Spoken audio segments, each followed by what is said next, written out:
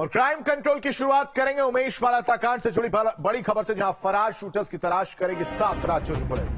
जब पुलिस ने 7 राज्यों को तहरीर भेजी है। दिल्ली, हरियाणा, पंजाब, बिहार पुलिस को तहरीर भेजी गई है। झारखंड, बंगाल, उत्तराखंड में भी तहरीर भेजी गई है। फोटो के साथ अन्य जानकारी भी साझा की गई है। उमेश पाल हत्याकांड में फरार है 5 आरोपी। असद समेत 5 शूटर्स घोषित है। 5 लाख का इनाम।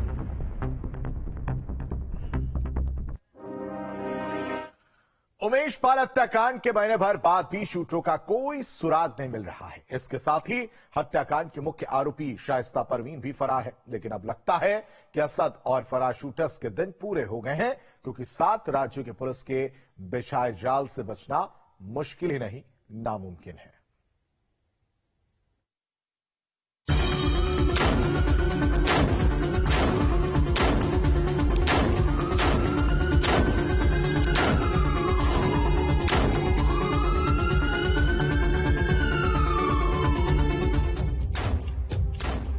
उमेश पाल हत्याकांड को 1 महीना पूरा हो गया है, लेकिन अभी तक शूटर्स का कोई सुराग नहीं मिल रहा। इसके साथ ही हत्याकांड के मुख्य आरोपी शाइस्ता परवीन भी फरार है।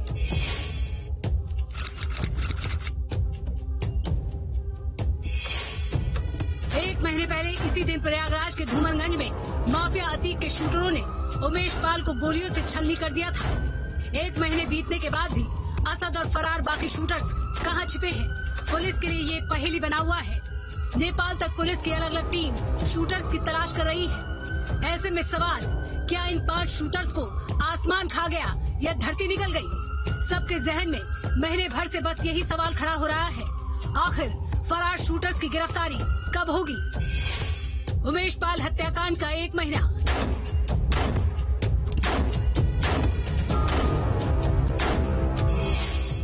अब तक 2 एनकाउंटर, असद समेत 5 शूटर्स फरार, शाइस्ता भी गिरफ्त से बाहर।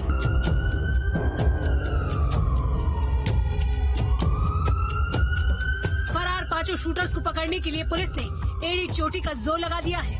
पुलिस अभी तक इन 5 शूटर्स, असद अतीक का बेटा, मोहम्मद गुलाम दुकान में दिखा शूटर, गुड्डू मुस्लिम बमबाज, साबिर राइफलधारी, अरमान बाइक सवार शूटर, इन सबको पकड़ने में नाकाम रही है। पुलिस ने 5 शूटर्स पर 5-5 लाख का इनाम भी घोषित किया हुआ है, लेकिन कामयाबी हाथ नहीं लग रही है। अब यूपी पुलिस ने 5 शूटर्स को पकड़ने के लिए जांच का दायरा बढ़ा दिया है। यूपी पुलिस देश के 7 राज्यों की पुलिस से भी शूटर्स को पकड़ने के लिए मदद लेने जा रही है। यूपी पुलिस के साथ दिल्ली, हरियाणा, पंजाब, बिहार, झारखंड, बंगाल और उत्तराखंड पुलिस भी फरार शूटर्स की तलाश में जुट गई है।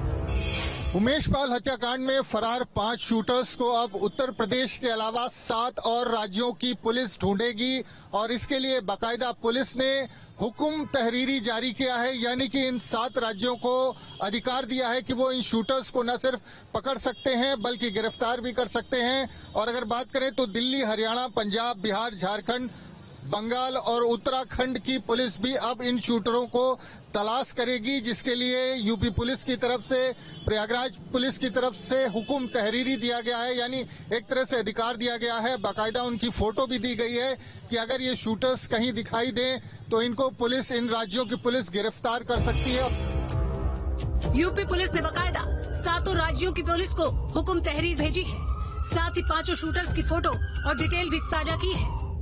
और अगर हम बात करें तो 24 फरवरी को उमेश पाल की हत्या में जो 5 फरार शूटर्स हैं, असद की बात करें, गुलाम की बात करें, गुड्डू मुस्लिम की बात करें, साबिर की बात करें, अरमान की बात करें, सभी पर 5 लाख का इनाम है। और उत्तर प्रदेश की पुलिस तो इन शूटर्स को ढूंढ ही रही है, लेकिन अब बाकी 7 राज्यों की पुलिस भी इनको ढूंढ सकती है, गिरफ्तार कर सकती है। और इसके लिए बाकायदा उत्तर प्रदेश पुलिस की तरफ से पत्र सभी जो राज्य है उनके पुलिस को भेजा गया है। यूपी पुलिस को शक है कि शूटर्स महाराष्ट्र, पश्चिम बंगाल, बिहार, झारखंड, उत्तराखंड, पंजाब और दिल्ली में से कहीं छिपे हो सकते हैं। पुलिस को अभी तक ये भी नहीं पता कि शूटर्स देश में हैं या फिर देश से बाहर भाग गए हैं। तो देखना ये होगा कि यूपी पुलिस का, प्रयागराज पुलिस का ये जो नई रणनीति है, ये कितनी कामयाब होती है। हालांकि आज 1 महीना पूरा हो गया है उमेश पाल की हत्या को हुए और अभी तक पुलिस इन शूटर्स की परछाई तक को भी छू नहीं पाई है। पुलिस के लिए सबसे बड़ी परेशानी है कि असद और बाकी शूटर्स लगातार अपनी लोकेशन बदल रहे हैं। बातचीत करने के लिए वो व्हाट्सएप कॉल का इस्तेमाल कर रहे हैं। कहाँ है शाइस्ता? क्या 5 शूटर्स के साथ ही है शाइस्ता? अभी तक 5 शूटर्स ही पुलिस के लिए पहेली बनी हुई थी, लेकिन माफिया अतीक की पत्नी शाइस्ता कहाँ है? पुलिस के लिए ये भी बड़ा सवाल बन गया है। शूटर्स को शूट आउट का आखिरी ऑर्डर देने वाली शाइस्ता के पास भी पुलिस नहीं पहुंच पा रही है। अब यूपी पुलिस के साथ साथ देश की 7 राज्यों की पुलिस भी उमेश पाल शूट आउट के गुनहगारों को पकड़ने के लिए अपना अपना जाल फेंकने की तैयारी में है। अब शूटर्स के लिए बचना और भी मुश्किल हो जाएगा, लेकिन सवाल यही कि आखिर वो कब फंसेंगे, क्योंकि 1 महीने से शूटर्स पुलिस को चकमा ही दे रहे हैं। क्राइम कंट्रोल के लिए प्रयागराज से मानवेंद्र प्रताप सिंह के साथ team news state.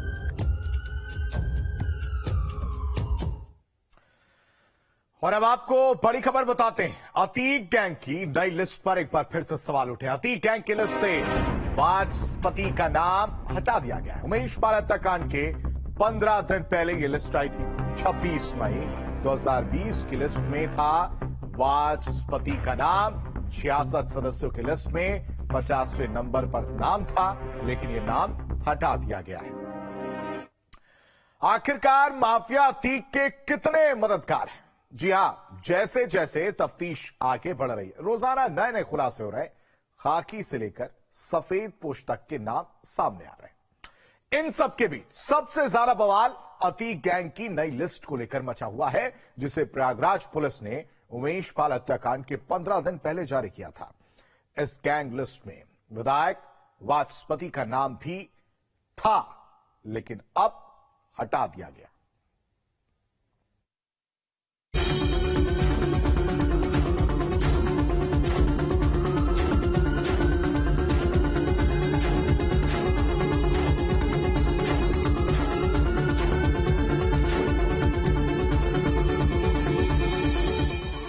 Umesh Pal हत्याकांड के 1 महीने बीतने के बाद भी पुलिस के हाथ कोई बड़ी सफलता नहीं लगी है। माना जा रहा है कि माफिया अतीक की जड़ें खाकी से लेकर सफेद पोश तक जुड़ी हुई हैं। पिछले दिनों इस बात का खुलासा भी हुआ था कि अतीक ने किसी सफेद पोश को फोन कर मदद की गुहार लगाई थी। उस सफेद पोश ने कहा था कि उमेश पाल हत्याकांड को अंजाम देकर गलती हो गई। अब सवाल, वो सफेद पोश कौन है और पुलिस उसके आसपास क्यों नहीं पहुंच पा रही?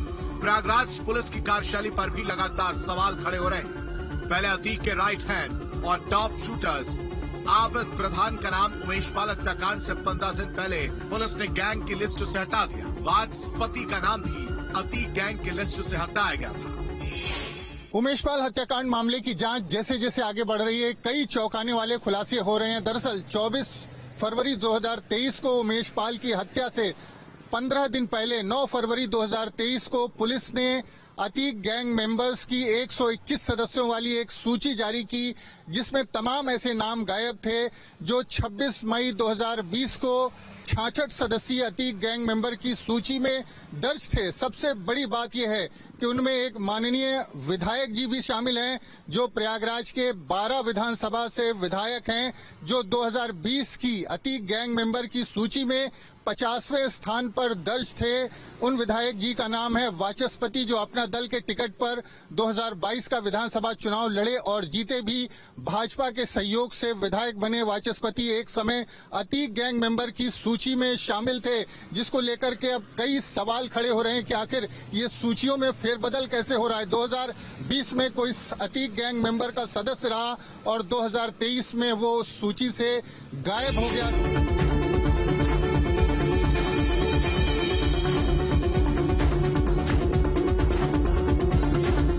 9 फरवरी 2023 को अतीक गैंग की लिस्ट जारी हुई। लिस्ट में 121 सदस्यों के नाम थे। अतीक गैंग की लिस्ट से वाचस्पति का नाम हटा दिया गया। उमेश पाल हत्याकांड के 15 दिन पहले आई लिस्ट 26 मई 2020 की लिस्ट में था वाचस्पति का नाम। 66 सदस्यों की लिस्ट में 50वें नंबर पर था नाम। चलिए अब आपको इसके बारे में बताते हैं। वाचस्पति प्रयागराज की 12 सीट से एमएलए है। विधानसभा चुनाव से पहले एसपी छोड़कर अपना दल में शामिल हुए। अपना दल की सीट पर चुनाव लड़ा, टिकट नहीं मिलने पर एसपी का साथ छोड़ा। कौशाम्बी की सिरादू सीट से 2 बार विधायक रहे। तो विधायक जी के ऊपर कई मामले भी दर्ज हुए हैं और जिस तरह से वो पहले उनका संबंध समाजवादी पार्टी में रहा है, लेकिन 2022 के विधानसभा चुनाव के पहले वो सूची से उनका नाम गायब होता है। उसके बाद उनको अपना दल टिकट देता है और भाजपा के सहयोग से वो प्रयागराज की 12 विधानसभा सीट से विधायक चुन लिए जाते हैं।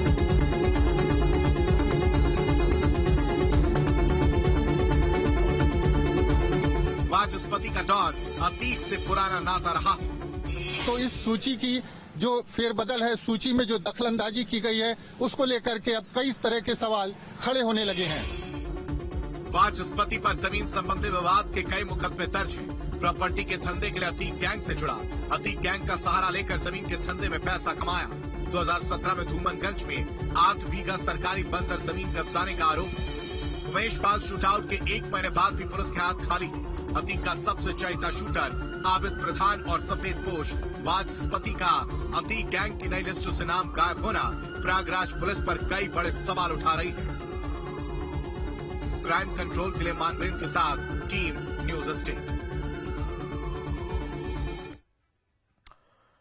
उमेश पाल हत्याकांड के बाद गायब हुए अतीक के 2 नाबालिग बेटों पर सस्पेंस खत्म हो गया है। अतीक की पत्नी शाइस्ता परवीन को यह डर सता रहा था कि आखिर उसके दोनों नाबालिग बेटे कहां हैं, किस हाल में हैं, जिंदा हैं या फिर नहीं। लेकिन अब इन सारे सवालों का जवाब मिल गया है। देखिए।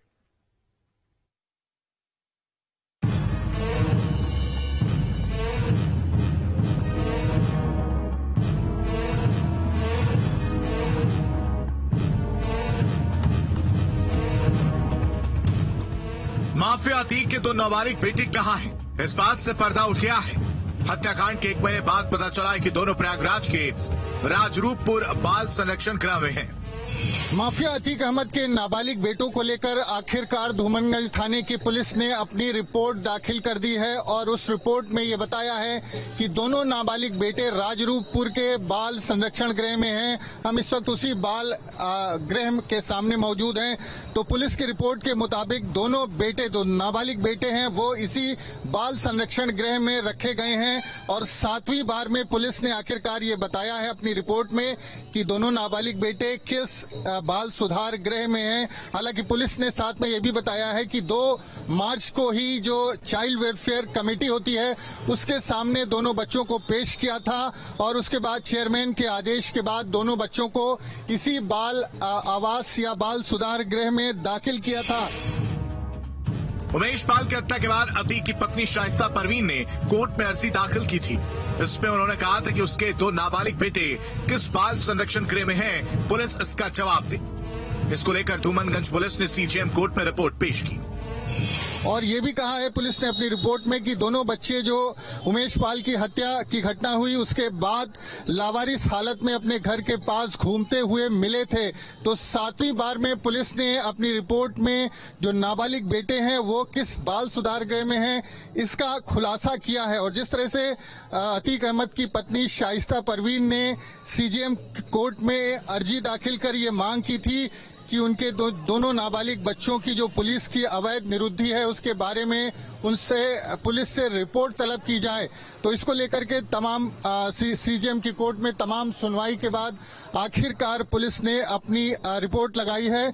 और शाइस्ता परवीन ने यह भी कहा था कि उमेश पाल की हत्या के 3 घंटे बाद ही पुलिस उनके घर पर पहुंची थी और दोनों नाबालिग बेटों को उठा करके ले गई थी।